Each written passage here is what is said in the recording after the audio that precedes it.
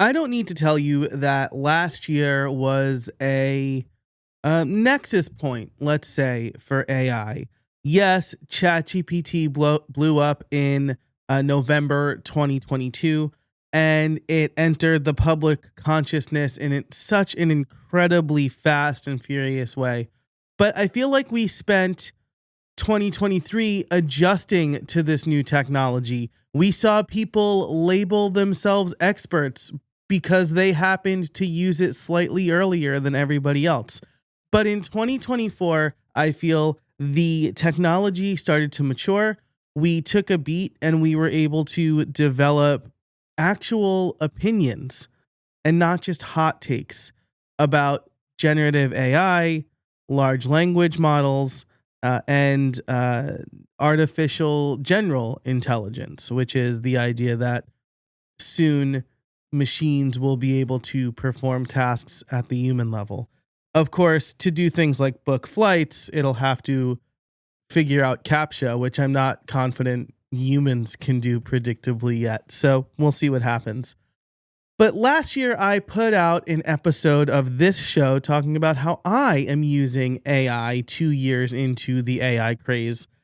And while I am still extremely bullish on the fact that we should not let AI de facto do wholesale creative work for us, it has become more useful to me.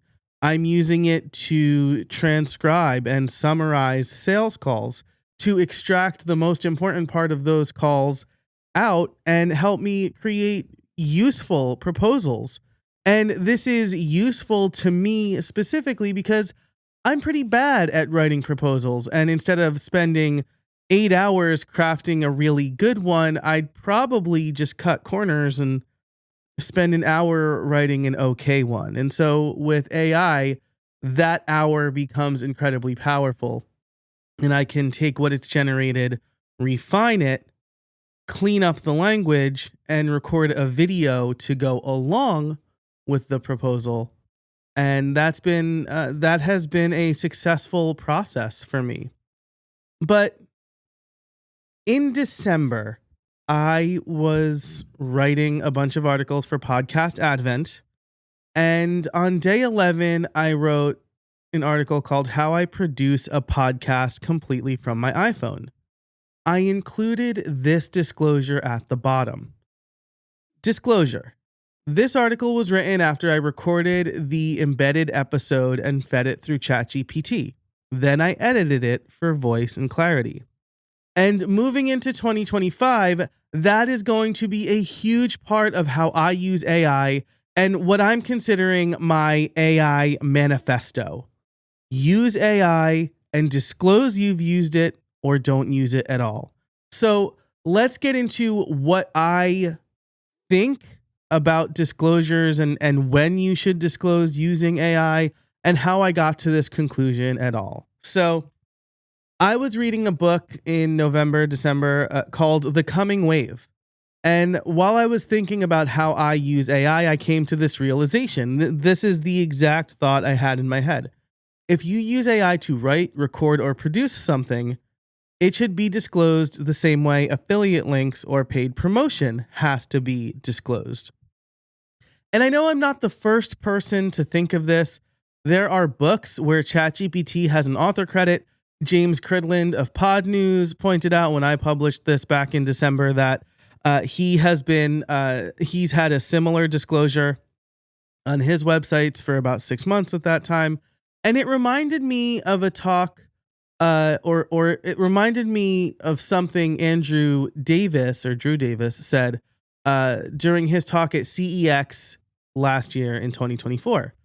His talk was all about creating a digital doppelganger. His was named Drudini.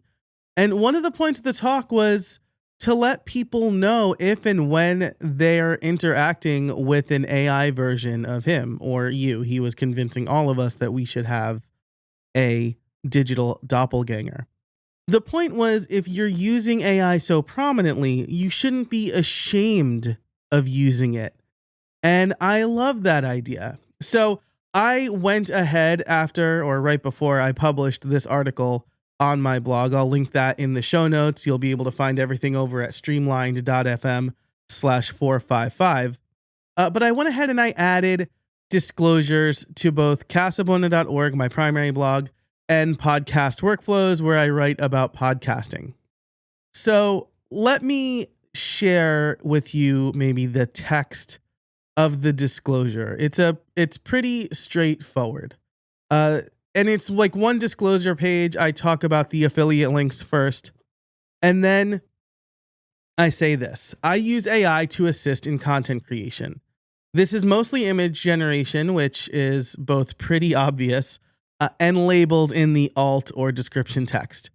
I'll also use it to check my writing for grammar and clarity and for ideation and research. If I use AI to write more than 5% of an article, it will be disclosed explicitly at the bottom of the article. So there's a couple of things here, right? I say generally how I use AI, but I also assign this seemingly arbitrary percentage, right? If AI writes a certain percentage of this article, I'm going to disclose it explicitly. And I purposely picked a very low one, right?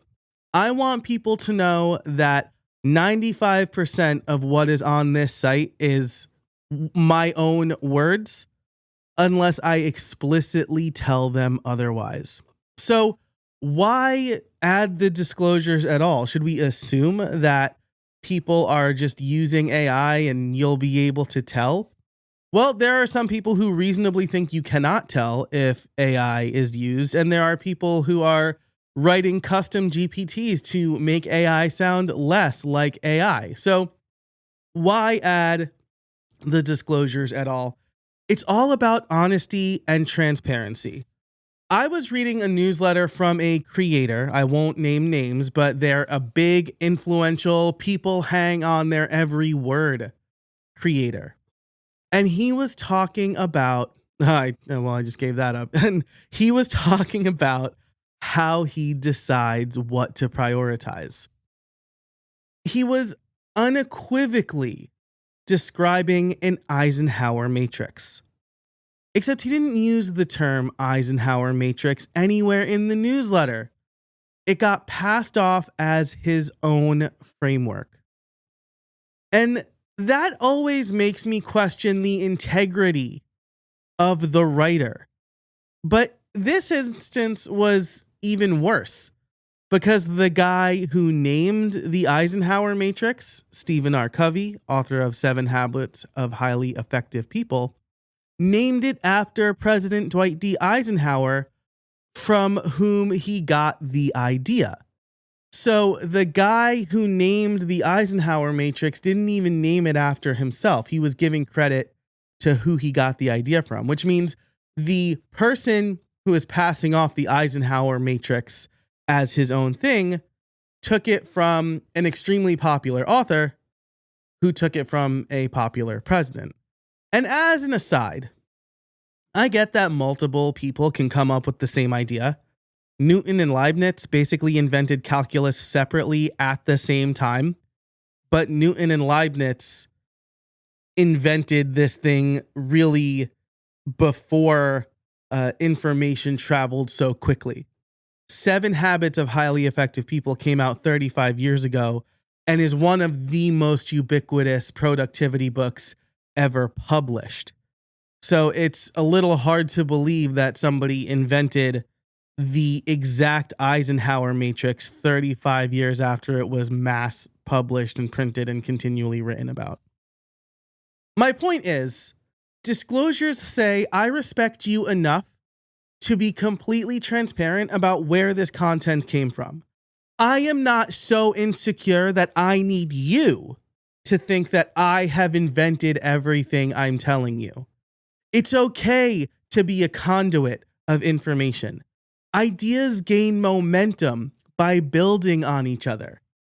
When I was writing my first book, I got some early feedback from my editor that I cited too many sources, and that people are reading the book because I'm the expert. And perhaps it's my academic background. My first published work was an academic paper. But I fully believe that you should cite the sources you're pulling from always. The reason our society got to where it is today is because ideas can be easily shared and built upon. The Renaissance was brought about in part due to the printing press, which made it easier than ever to disseminate knowledge. The internet was invented to help academics share research. And as we use AI in more ways, it's important for us to continue to give credit where credit is due. Trust and integrity are everything in a world where it is so easy to create misinformation and sell snake oil. If you use AI to create large portions of something, disclosing it will help keep people trusting you. And if you're struggling, you could always use the copy that I shared as a starting point. AI had no part in writing that. So that's my manifesto for how I'm going to use AI this year. I'm probably going to use it more than I've ever used it, but you're also going to know exactly how and when I've used it. On my sites, I tell you that I almost always use it for proofreading, research, and ideation. So you can assume that anything I've written has included AI in that process.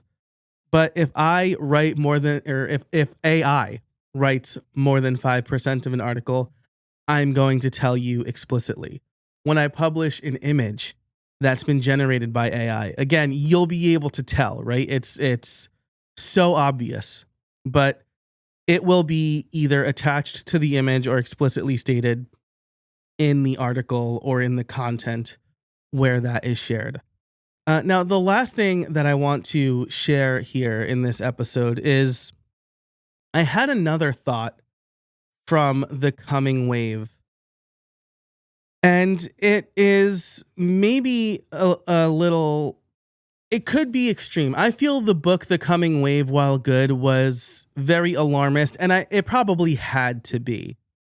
Because he is describing, or the co-authors, I should say, are describing the worst possible scenario for what could happen if AI is not governed in some way, shape, or form. But one of the lasting takeaways came from a seemingly benign example in the book. They were talking about how robots will replace mundane jobs like busboy, like a busboy or a waiter, right? And I'm not saying, I really need to clarify here that being a busboy or a waiter or waitress, I say mundane, that doesn't mean easy. I know how hard, I used to wait tables. I know how hard that could be. But I thought about it in the context of how it collides with the creator economy. As mundane or repetitive jobs become less a reality, the best ones will be based on personal relationships and storytelling. I'm worried that we're going to lose the human touch of having a good waiter or waitress, someone that is so skilled at their job that they can connect with complete strangers over a very short span of time. The AI experts are focused on AI creating their work for them while ignoring the real world implications of AI outside of a chatbot. And, this is something that I've said across multiple talks and pieces of content I've written, but the thing that AI can never and will never replace is the human connection. And when I read the example of AI robots replacing busboys or waiters or waitresses, it made me sad because you will lose a little bit of that human connection, right? You go out to eat, people are on their devices, and you're forced to talk to the waiter or waitress. But soon you'll just be able to be on your phone and order, and then a robot will just bring it to you. And that's the thing that worries me the most. I'm not worried about, AI writing a book for me, because I know it's always going to be garbage. It's going to be mediocre at best, because that's what AI produces, right? Jason Snell said that on Upgrade.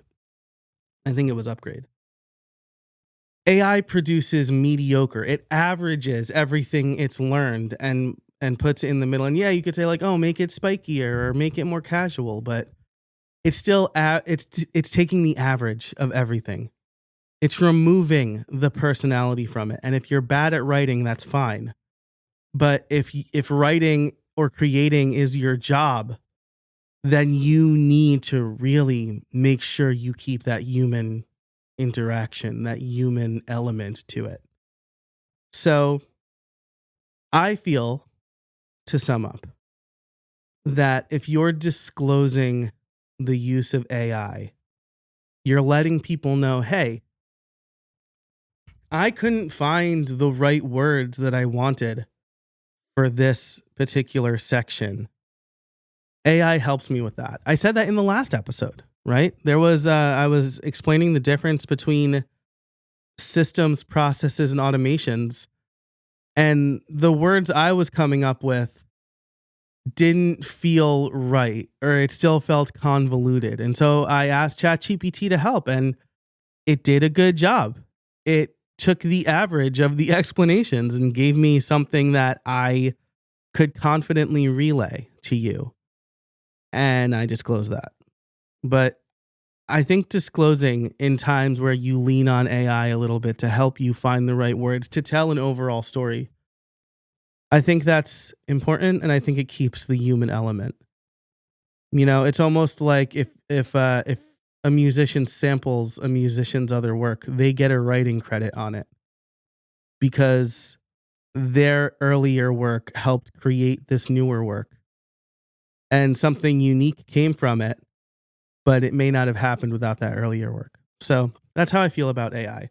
And if you're listening, well, if you disagree heavily with this, you've probably stopped listening. But if you're thinking, no, I'm not going to do that, then I don't think you should use AI to create work for you. I think it's dishonest. I think that prompting AI to write a blog post for you and then publishing it, or write a podcast script for you and then publishing it, and not giving any indication that the only input you had was a prompt, is as dishonest as that creator taking the Eisenhower matrix and passing it off as his own. So that's on you. And if you fool people, fine. But I think that people will see through that. If not now, then soon. And I think disclosing is about honesty and integrity and building trust and showing people that it's okay to use AI sometimes when you're stuck. Tools like this are there to help us get unstuck. So that's it for this episode. Thanks so much for listening. Let me know what you think. I suspect lots of people will have opinions about this one. You can head over to streamlinedfeedback.com and write into the show. You can be anonymous if you don't want me to read your feedback on the air, you can be anonymous. But I'd really love to hear what you think about this. I think this is a discussion that we need to have.